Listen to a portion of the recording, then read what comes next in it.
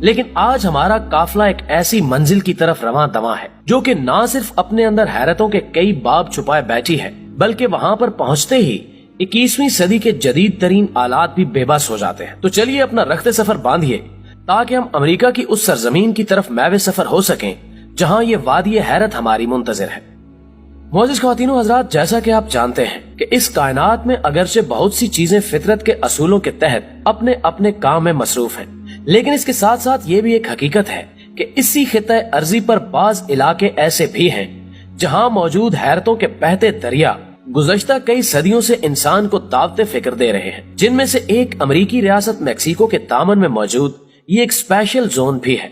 جس کی پراسراریت دراصل آج سے نصف صدی قبل چشم انسانی پر اس وقت کھلی جب امریکی سائنسدان ایک میزائل کے تجربے میں مصروف تھے، اور اس دفعہ وہ جو راکٹ فائر کرنے والے تھے اس کے روٹ کے مطابق اسے اس علاقے کے اوپر سے گزرنا تھا جو کہ اب ایک وادی حیرت کے طور پر امریکی سرزمین کا حصہ ہے۔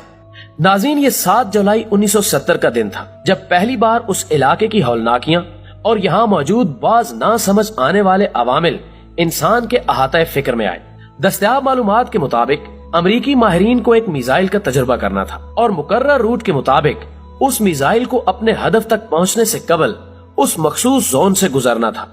اور طریقہ کار کے مطابق یہ میزائل جو کہ جدید ریڈیو ٹیکنالوجی سے لیس تھا، جو کہ اپنی ہر لمحے کی رپورٹ متعلقہ ریڈیو اسٹیشن کو بھیج رہا تھا، لیکن سوئے اتفاق کہ جب وہ اس علاقے کے اوپر سے گزرا تو اس وقت اس کے سگنل کام چھوڑ گئے،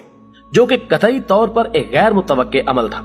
جس نے امریکی سائنسدانوں کو حیران کر کے رکھ دیا، جو کہ اس واقعے پر انتہائی پریشان تھے کہ آخر کس طرح اس راکٹ کا سراغ لگایا جا سکے اور انہیں یہ تسلی ہو سکے کہ ان کا تجربہ کامیابی کے مراحل طے کر پایا ہے۔